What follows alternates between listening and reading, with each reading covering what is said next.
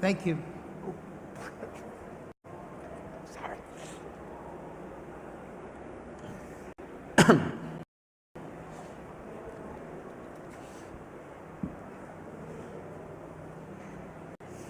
Thank you for your patience, ladies and gentlemen. We are about to start our next session, which is on human trafficking, establishing the building blocks of an effective response. We'd now like to welcome our panel on stage. Dr. Peter Tarlow, President, Tourism and More Consulting Services, is the moderator for the session.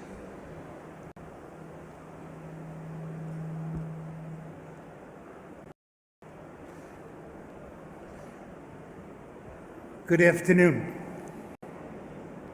The question of human trafficking is one that has unfortunately plagued the world since biblical times. We've looked at it in many aspects, from the perspective of slavery, from the perspective of prostitution, and today from the, once again, tragic selling of men, women, and children.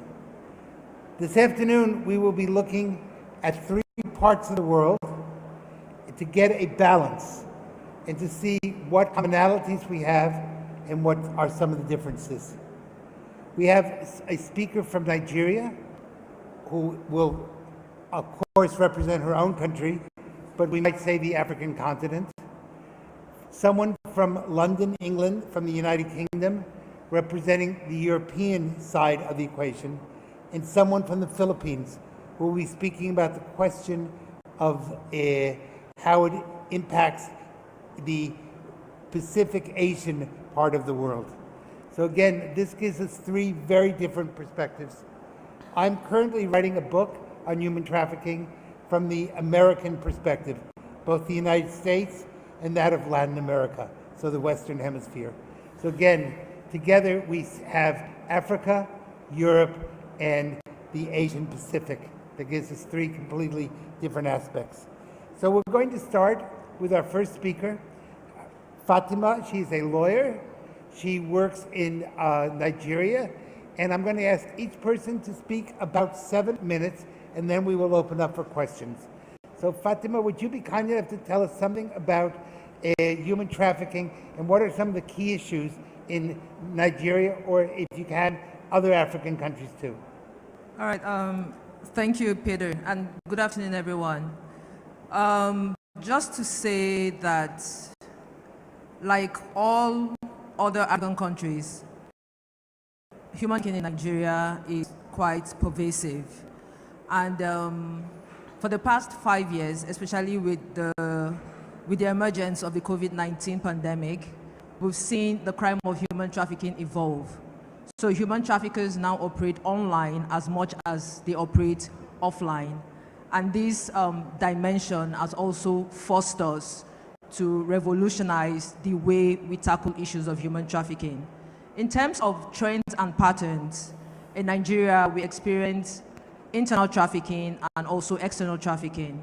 When we talk about internal trafficking, this is trafficking from one community to another and trafficking across state lines.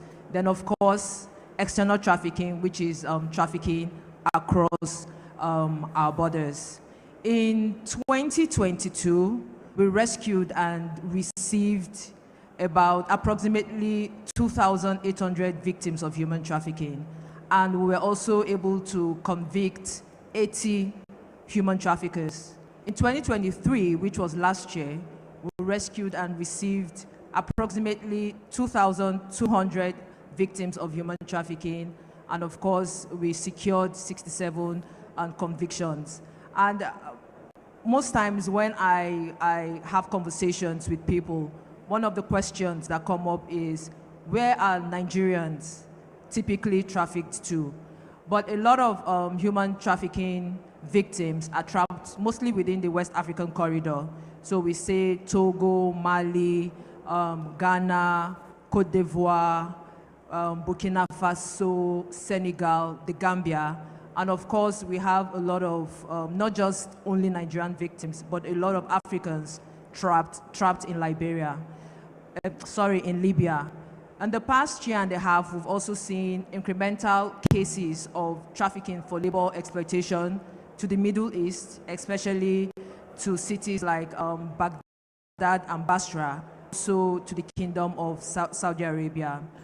From our records, between 2018 and 2022, we've rescued and repatriated about 146 victims of trafficking emanating from the United Arab Emirates.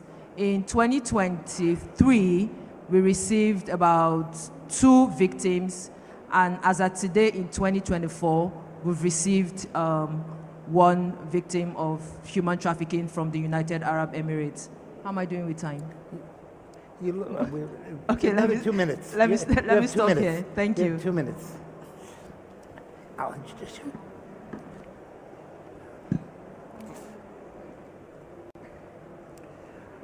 Our next speaker comes from the United Kingdom.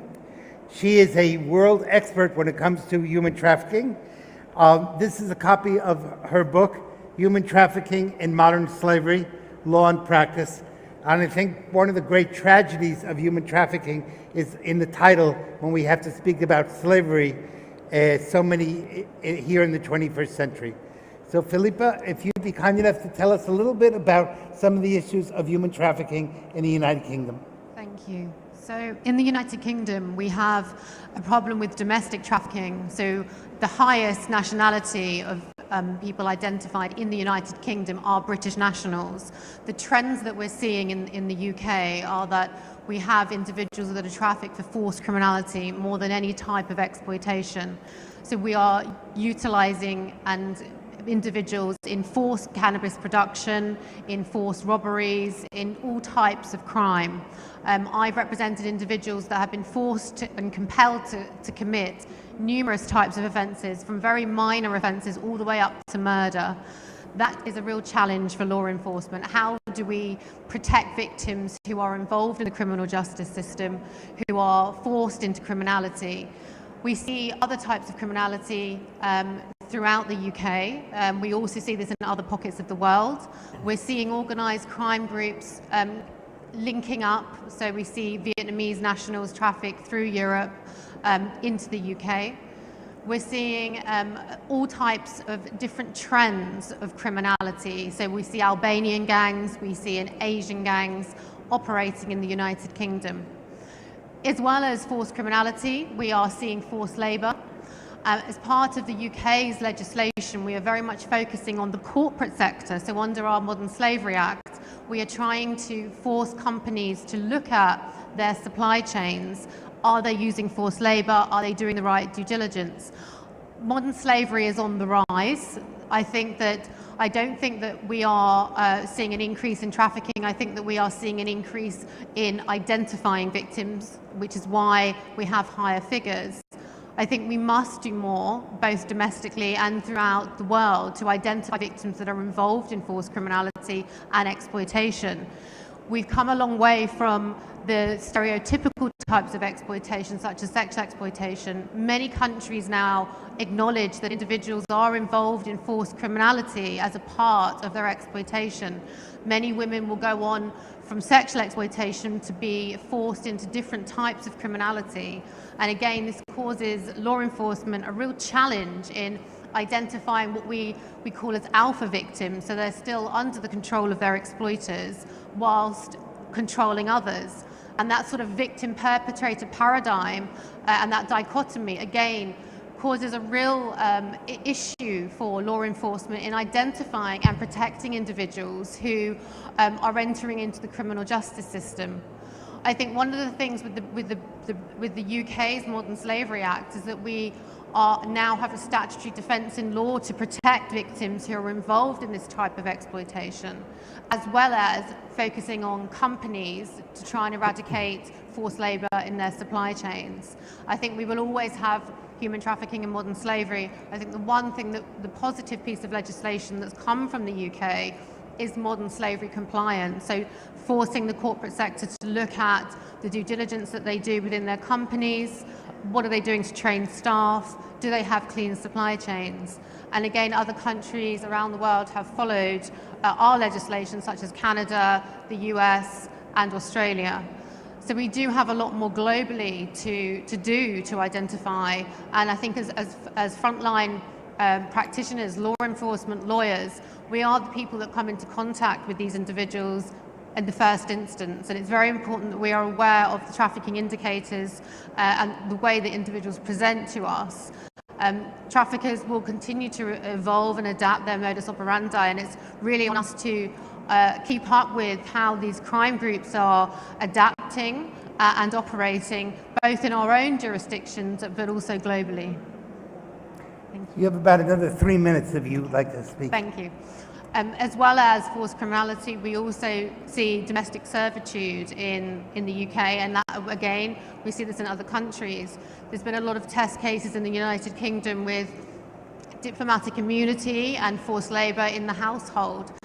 Modern slavery has a very large umbrella of types of exploitation, and again, it's very much educating ourselves to identify the different types of exploitation that we see within our jurisdictions and globally. Thank you. Thank you.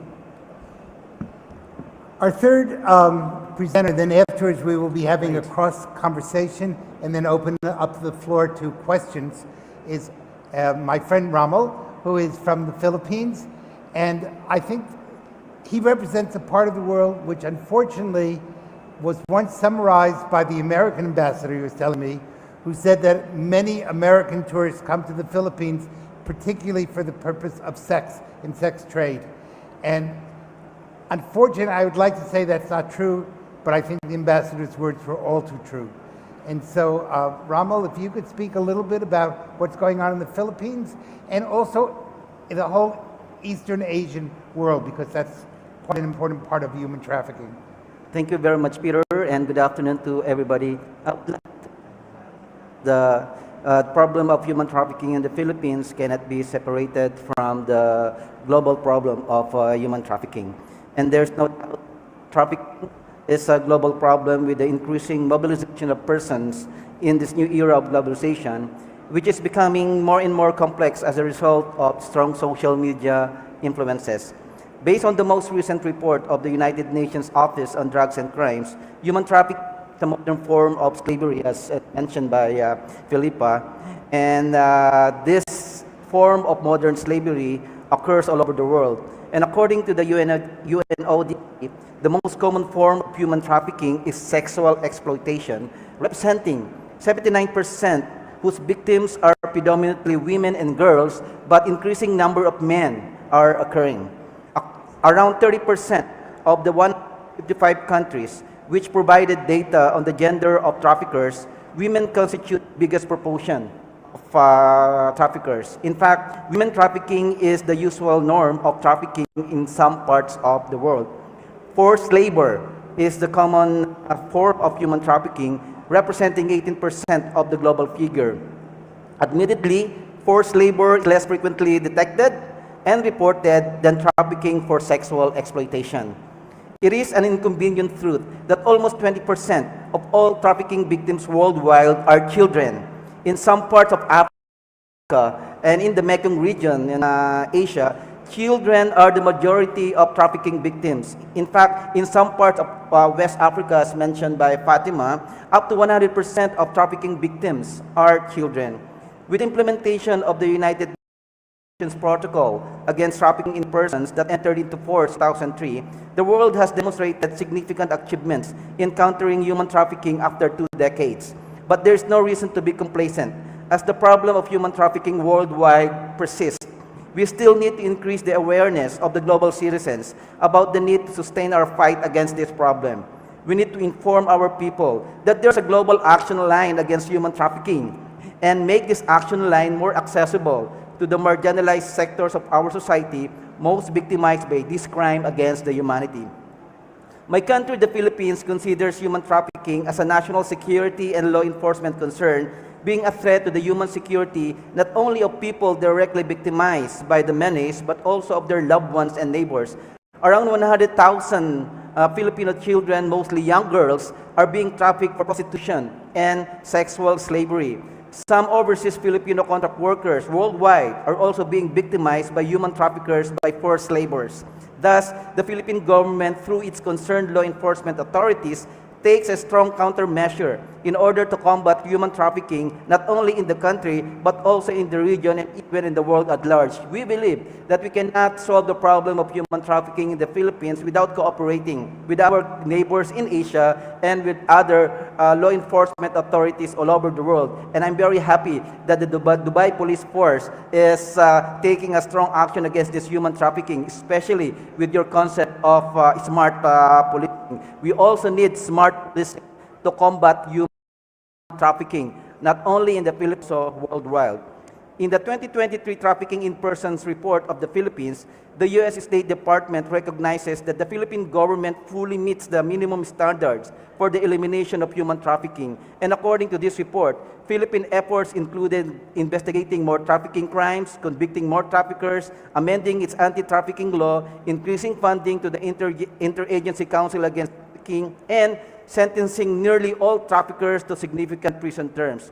In fact, we passed in 2003 the Anti-Trafficking in Person Act, and we expanded this law in 2012 to make it more effective.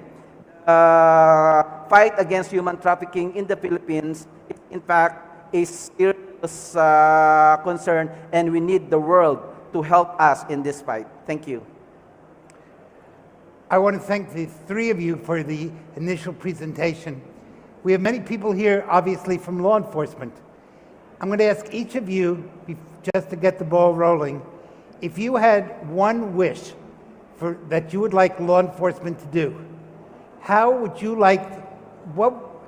turn law enforcement into your allies in the fight against human trafficking?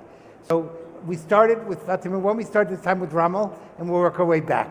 So what would you like to say to law enforcement, and how can they help in this fight?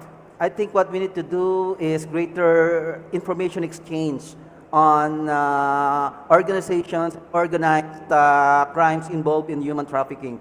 Because human traffickers worldwide are also exchanging information to commit the crime. And we need information, sharing of information to combat the crime. So that's what we need. And I think the Dubai Police has a sophisticated intelligence gathering technology. And we need your help to build our capacity to also apply smart policing to combat human trafficking. So when you say smart policing, how do you refer to smart policing when it comes to human trafficking? Well, maybe you could explain that a little bit better. Yeah, it's the application of technology to identify organizations and individuals involved in this crime. Yeah. Great. We'll come back to it. But Felipa, what would be your message to police, and how would you like police departments around the world to help you in your fight against human trafficking? I think there needs to be specialist training for law enforcement. As I've said, modern slavery takes different forms. It's not just sexual exploitation. So early victim identification is absolutely key to securing prosecutions against perpetrators. If you don't have a victim that's cooperating with you, it's very unlikely that you will bring that perpetrator to justice. So early victim identification, specialist training on what to look for in the various scenarios that modern slavery can take. So whether that's a forced criminality setting, whether that's a domestic servitude setting, a sexual exploitation setting, knowing what to look for. Also staying live to how crime groups are adapting their modus operandi, sharing that information. Are the crime syndicates cooperating throughout different jurisdictions? Data gathering and intelligence gathering that we can share with our counterparts throughout the world. One of the problems that we have with Brexit is that we are having lack of information and intel sharing with our counterparts in Europe. So it's so important that we have cooperation between police forces and countries, because this is a global issue and we must share that intel. So it's really interesting that both Rommel and you both spoke about the importance of information sharing. You spoke about it in different ways, but it was still the same thematic that was taking place. One of the things that you spoke about, Philippa, a little bit was the whole issue of training. If you could design very quickly, off the top of your head, 5 or 6 key elements that you would like law enforcement to know, if we were giving them training, what would be the 5 big things that you would like them to know? I think particularly in relation to law enforcement, Yes. in a forced criminality setting, for example, you don't need specialist training to identify, say it's a child locked in a cannabis farm who's being made to produce cannabis plants, which is one of the problems we have in the UK. You need common sense. Clearly that child has not orchestrated that multi-million-pound drug operation. So we should be looking at this through a modern slavery lens and not criminalizing the child involved in that criminality, Yes. but looking at it through a human trafficking lens and get that child to cooperate with us in that investigation. It's very common sense. It's also asking the right questions. Many victims are extremely traumatized and do not want to make disclosures. There are complex, invisible control mechanisms that perpetrators use to control victims. So it's a more sensitive approach, a more human-centered approach, a more victim-centered approach that we need in our training. Great. Fatima, could you tell us a little bit from your perspective of if you could get law enforcement to do something, or what message would you give to law enforcement? Well, Philippa and Romel took the best, which is information sharing. We really can't do anything without information sharing.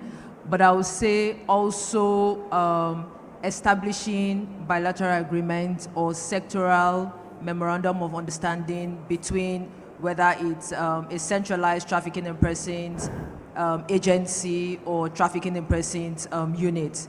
Because with this MOUs or bilateral agreements to prevent, suppress, and punish trafficking in persons, especially women and children, it will guide interventions. Countries will understand what their roles and responsibilities are either under the bilateral agreement or the memorandum of understanding. And I would say, just to information sharing, if we can have more of coordinated law enforcement operations all across the world, it will help identify organized criminal groups. It will also help identify human trafficking operations and also identify whether trafficking routes or migratory routes. Thank you. One of the things that my specialty is when it comes to human trafficking is the world of tourism. And we see lots of times that the tourism industry could be doing more to stop human trafficking, and it's not. And also, I discovered that often police departments are totally unaware of this issue. Hoteliers allowing their properties to be used for sexual exploitation, people who are gardeners or people in restaurants, waiters, waitresses, cleaning rooms, etc., are often people being trafficked and don't know how to get out of it. In your countries, do you see those as an issue? And is there something that an interconnection between human trafficking, slave trafficking in the tourism industry?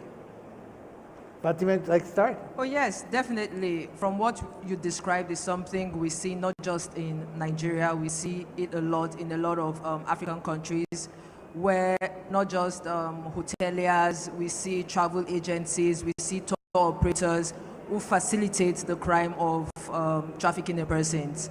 A lot of times, like I said at my introductory remarks, human trafficking has evolved over the years, and the traditional way of thinking about human trafficking has changed. In the past, someone physically facilitates either the recruitment or the harboring or the transfer of somebody.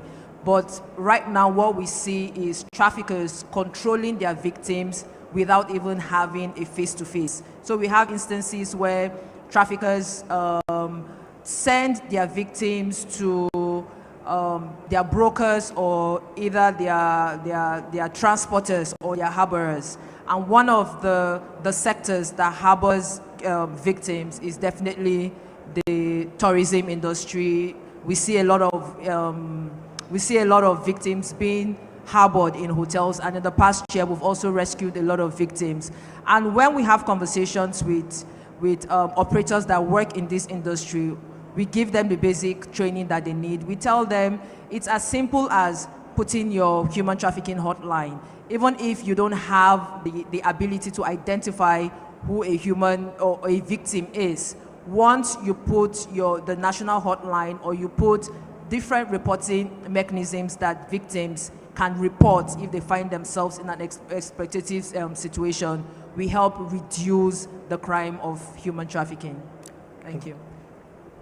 In the Philippa. UK, the main type of exploitation that we have a problem with is forced criminality, not so much in the tourism sector. We do have sexual exploitation and sex tourists and victims trafficked from Europe into those settings, but it's not one of the issues, the types of exploitation that we see as a huge problem compared to other countries. We do have an issue with seasonal workers and the exploitation in farming, particularly with our departure from Europe. So it's not a huge issue that we Yes. see. Again, it's the typology, it highlights the typologies of exploitation in different jurisdictions that it's not one of our number one issues. Yeah, we have some cases in the Philippines about Filipinos being trafficked in Southeast Asian countries to work in illegal gambling. They are forced to work not only as operators, but also as maid, cooks, and some as prostitutes. So it's a serious problem, and it's a growing problem. Yeah. Yes, yes. Well, we want to try to open this up a little bit to the public and ask any of you if you have a question that you'd like to ask our panelists dealing with the issue of human trafficking. It is unfortunately a growing problem. I would like to be able to say it's something that's long in the past, but to give you some idea, and I should say that no one knows exact figures, because most human traffickers don't identify themselves. But it is believed that we may have more slavery today than we had 200 years ago. So we don't call it slaves anymore. We call it now human traffickers or forced labor, but it's the same thing. It's just a new word for the old problem. Is there anybody who would like to stand up and ask a question to any of our panelists? If not, I'll ask them some more questions. But if you do have a question, please stand up and shout it out. I see somebody taking a picture. Okay, well, I don't know if we have any questions from the audience, but how about if each of you would pose one question to one of your colleagues? What would you like to know about human trafficking, Ramel, in England or in Africa? Or do you see the same problems? Are they different? Somehow related problem. We have seen some cases of Nigerian being trafficked to the Philippines to commit various crimes like cyber crimes, and we have also seen Filipinos being trafficked to Africa to do the same thing. You know, so I don't know if our countries are cooperating to combat this crime, and I'm very much interested also to ask Philippa, because we look up to the developed countries for capacity building and assistance to build our capacity to combat this crime, especially from our part of the world, you know, the developing world, from Africa and Asia. I would say Nigeria and the Philippines, we have almost the same trends and patterns when it has to do with human trafficking. Philippa alluded to the fact that a lot of the trafficking that goes on are for sexual exploitation, which is something we see in Nigeria. So a lot of victims who are trafficked for sexual exploitation, then are also trafficked for labor exploitation. We've had instances where we had to intervene on Filipino citizens that were trafficked into Nigeria for labor exploitation and sexual exploitation. So just to re-emphasize the fact that when we talk about human trafficking, it's very diverse, but it mostly has to do with sexual exploitation, and it is mostly women and children that get exploited. In my current position as Director General of the National Agency for the Prohibition of Trafficking in Persons, I think I've only come across one instance where a young boy, a 27-year-old Nigerian, was trafficked to Bahrain for sexual exploitation. that was the only time that I've come across a man being trafficked for sexual exploitation. But a lot of times we have men being trafficked, women and children being trafficked. And trafficking to the UK, we see cases of Nigerians being trafficked for mostly labor exploitation. And I would say that is the common thread that is amongst us. So the UK is a destination country. So we do have many victims from the Philippines and Nigeria, predominantly the purpose of sexual exploitation, but also forced labor exploitation. And it's working with, I mean, we have under the Modern Slavery Act an anti-slavery commissioner. There is a position, and our commissioner works with countries who are high-risk countries to identify trends, to build relationships, to see what can be done to limit the amount of victims being trafficked from a particular country. And our commissioner, the previous commissioners, have visited those countries to see what can be done to cooperate with law enforcement and to limit those numbers. Philippa, I thought you made a very interesting point, and I wonder if it also our other two colleagues would see the same thing. And that is, you spoke about the fact that we often see the victim of human trafficking as the guilty party rather than the victim. And so we victimize the victim. I know that is, for example, a major problem in Eastern Africa, where people have been trafficked and then they're arrested for being in prostitution or whatever, working illegally, when they really had no choice. They're the victims. Is that a problem that we also see, not only you brought it up in the UK, but also in the Philippines and in Nigeria? It used to be a problem, but right now we have a specialized anti-human trafficking law enforcement agency, which is the agency that I head. We have a revised Trafficking and Person Prohibition Enforcement and Administration Act, which is the primary law against anti-human trafficking. And in that particular act, we have sections that has to do with victims protection. So, and it's a reminder to not just